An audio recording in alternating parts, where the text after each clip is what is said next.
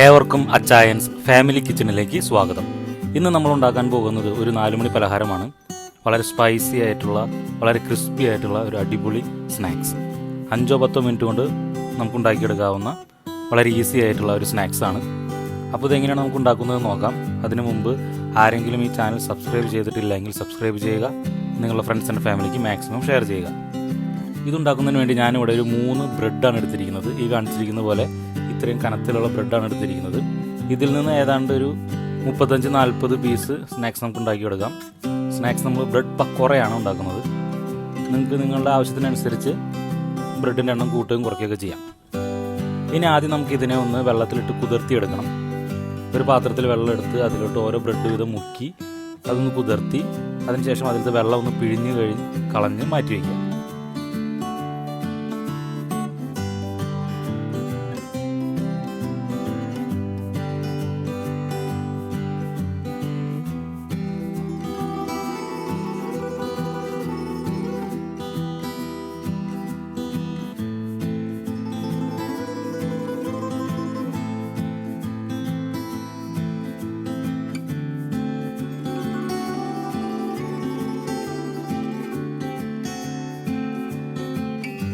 ഞാനൊരു 3 ഉണ്ടകളാക്കി മാറ്റി വെച്ചിട്ടുണ്ട്.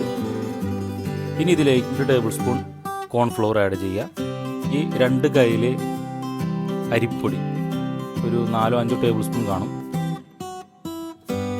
ഇതിലേക്ക് ഒരു മീഡിയം സൈസ് സവാള വളരെ കുഞ്ഞിതായിട്ട് അരിഞ്ഞത് ആഡ് ചെയ്ത് കൊടുക്കുക. ഒരു 2 പച്ചമുളക്, വലിയ പച്ചമുളക് വളരെ ചെറുതായി അരിഞ്ഞത്. ഇനി ഇതിലേക്ക് സോയാ സോസ് ഒരു 2 ടേബിൾ സ്പൂൺ, ടൊമാറ്റോ സോസ് ഒരു 2 ടേബിൾ സ്പൂൺ,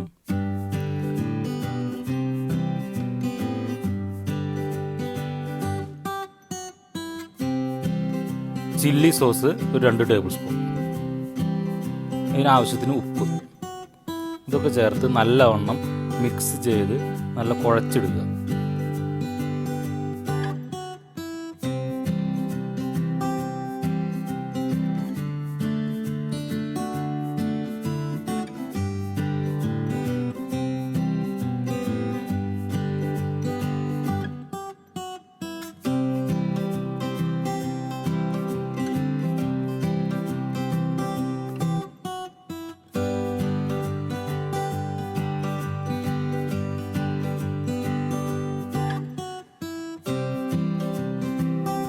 ഇനി നമ്മൾ നമ്മുടെ കയ്യിൽ കുറച്ച് ഓയിൽ പുരട്ടിയിട്ട് ഈ കുഴച്ച് വെച്ചിരിക്കുന്ന മാവിൽ നിന്ന് കുറേശ്ശെ എടുത്ത് ചെറിയ ഉണ്ടകളാക്കി മാറ്റി വയ്ക്കുക.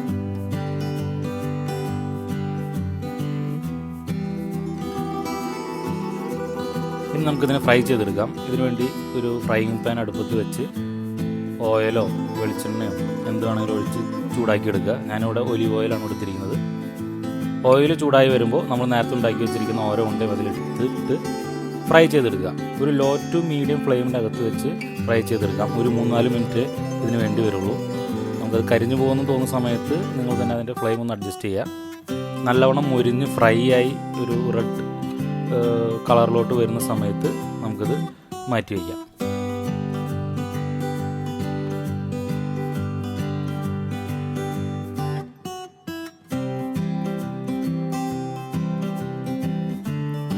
അങ്ങനെ നമ്മുടെ വളരെ ക്രിസ്പി ആയിട്ടുള്ള ബ്രെഡ് പക്കോറ അങ്ങനെ നമ്മൾ ഉണ്ടാക്കിയെടുത്തിരിക്കുകയാണ്. വളരെ സമയമൊന്നും വേണ്ട, വളരെ ഈസി റെസിപ്പിയാണ്.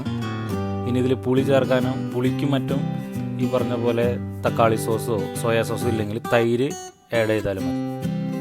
അപ്പോൾ നിങ്ങളൊന്ന് ട്രൈ ചെയ്ത് നോക്കുക. നിങ്ങളുടെ നിർദ്ദേശങ്ങൾ കമൻറ്റ് ചെയ്യുക. Thank you.